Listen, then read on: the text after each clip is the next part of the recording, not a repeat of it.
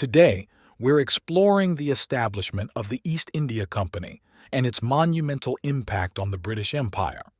Stay with us as we unfold the story of ambition, exploration, and transformation. In the final days of the 16th century, on December 31st, 1600, Queen Elizabeth I granted a royal charter to a group of ambitious merchants. This charter birthed the East India Company, giving it the monopoly over English trade in the vast and wealthy regions of the East Indies and India. It was born out of the desire to explore and exploit trade opportunities in the East, driven by the lucrative spice trade. Before 1600, Europe was buzzing with competition for Eastern riches. The spice trade, in particular, had transformed the continent's economy, prompting nations to seek faster, more direct trade routes to Asia to procure these valuable commodities. This was no small venture. The world was opening up, and the spices, textiles, and treasures of the East held the promise of immense wealth. The East India Company was set to become a major player in the global trade arena. The quest for spices was not just about flavoring food. It represented a pursuit of wealth, power, and status. Spices like pepper, cinnamon, and cloves were worth more than gold, driving European explorers to undertake perilous journeys to the East Indies. But why was the East India Company so significant for the British Empire? At the time, England was a relatively small player on the global stage, overshadowed by the mighty Spanish and Portuguese empires. The company represented not just economic opportunity, but a chance to expand England's influence and power across the seas.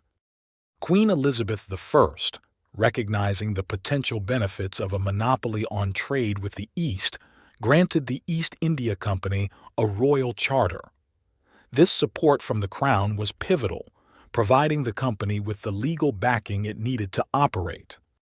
The East India Company did more than trade. It laid the foundations for British colonial rule in India, acquiring territories and establishing trading posts that would grow into vast administrative regions. It was the beginning of an empire on which the sun would famously never set. The impact of the East India Company was profound. It not only enriched the British treasury, but also introduced British society to a range of exotic goods, changing tastes and cultures. The company's operations paved the way for the British Raj in India, reshaping the destiny of millions. The company's first factory in India, set up in Surat, symbolized a significant foothold.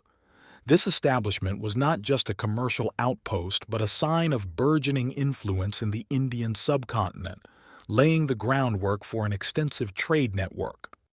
Establishing trade routes was pivotal for the East India Company, marking the beginning of an era where sea navigation dictated the contours of global commerce. Mastery over the seas allowed the English to venture far beyond their island, seeking wealth in uncharted territories. By expanding into Asia, the company's ambitions expanded beyond India to China and Japan. Each new territory offered unique goods from silk to tea, expanding the company's portfolio and reinforcing its position as a dominant trading power.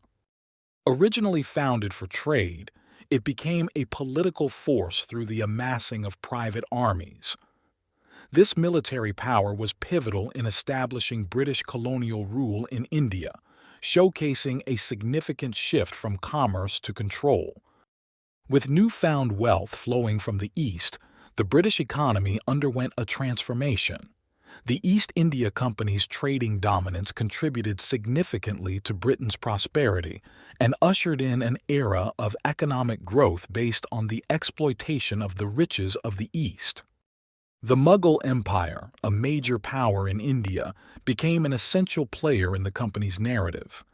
Despite initial trade agreements, tensions escalated into conflicts, highlighting the complex interaction between the two powers as the company sought to expand its influence. The transition from traders to rulers was marked by the company's increasing involvement in political and military affairs.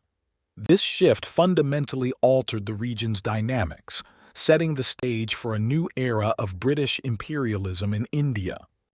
Under the company's administration, a dual system of governance emerged in India.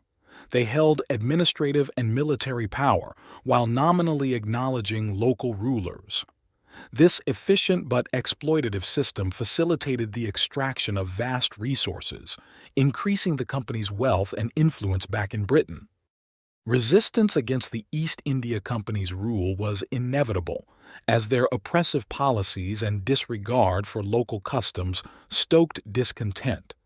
The Indian Rebellion of 1857, fueled by a myriad of grievances against the company, marked a significant turning point, challenging British dominance in India. Additionally, pirates and privateers also posed a constant threat to the company's assets and necessitated the establishment of a massive naval presence. By protecting its ships and cargo, the company effectively combated piracy, ensured the safe transport of goods, and consolidated its supremacy at sea.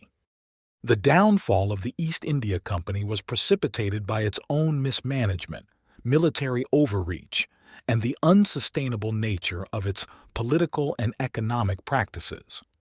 The British government's intervention, particularly after the 1857 rebellion, signaled the end of its autonomous rule. The company's rise and fall serve as a reminder of the intricate relationship between commerce, power, and governance, shaping how the British Empire is remembered today. While it heralded an age of British dominance and innovation, it also marked the beginning of centuries of colonial exploitation and economic control over vast regions. Yet, the legacy of the East India Company is complex. Its story is a testament to the profound impact of trade and imperialism on world history, highlighting both the economic gains and the ethical dilemmas of colonial rule. Thanks for watching. Till next time, in our British Empire series.